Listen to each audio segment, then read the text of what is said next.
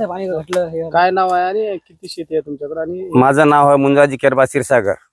शहापूरमध्ये 3 acre शेती आहे आणि बेलसरमध्ये 7 एकर शेती आहे.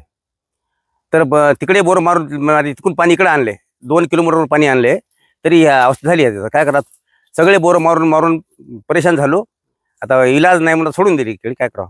किती एकर आहे? ही 3 एकर आहे जमीन आणि बेलसरमध्ये 7 एकर जमीन आहे. याला किती खर्च झाला याला आणि उत्पन्न किती आहे? याचा खर्च 1,00,000-1.5 लाख खर्च झाला. आता उत्पन्न काय होईल म्हणून तर आता रुपये व्हायचा ना. आता 1 रुपया उत्पन्न होत नाही. खर्च तर गेलाच गेला. आता काढायला खर्च लागते याला. हे पेंदे खंदून काढायला सुद्धा खर्च लागते आता दुसरा. कारण त्याला काय आता कोण आता आम्हाला काहीतरी करून याला काय बाहेर तर काढावं लागेल ना. हे जमिनीच्या बाहेर तर काढल्याशिवाय पर्याय नाही. कारण दुसरं पीक घ्यायचं म्हणले हे जमिनीच्या बाहेर काढावं लागणार आहे.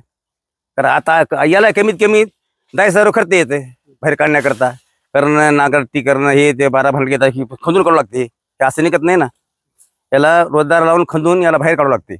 याचा खर्च आता कमीत कमी 20-25,000 खर्च नुसतं काढायला येते. त्याला काय इलाज आहे आता? शेजाऱ्याचे कोणी पाणी मागितलं? कोणाला पाणी नाही ना. सगळं शेजाऱ्याचे पाणी नाही, कोणी देणार. जास्त तर होईना झाले तर आपल्याला कोण देणार आहे? 4-2 मागून बघलो, पण काही नाही. एक दुसऱ्याचा बोर घेतला होता, त्याचा बंद पडला. सकाराम शिवाजी पवार शहापूरचे, त्यांचा बोर मी घेतला होता समजा पाण्यासाठी. त्याचा 8-15 चालला बंद पडला. त्याने बाबा म्हणले, तू इकडे वाळून तरी तर घेऊन जा बोरचं पाणी. 8-15 चालला, ते बंद पडला. त्याला काही इलाज आहे? टमाटे वाळलेले. टमाटे गेले वाळून. म्हणजे आता केळीवाळी सगळंच वाळले ना. आता बाबा सावलीने टमाटे तरी येतील म्हणून टमाटे लावले, ते गेले आणि हे गेले, दोन्ही गेले ना. त्याचा शेतकऱ्याला इलाजच नाही काही. काय करणार त्याला?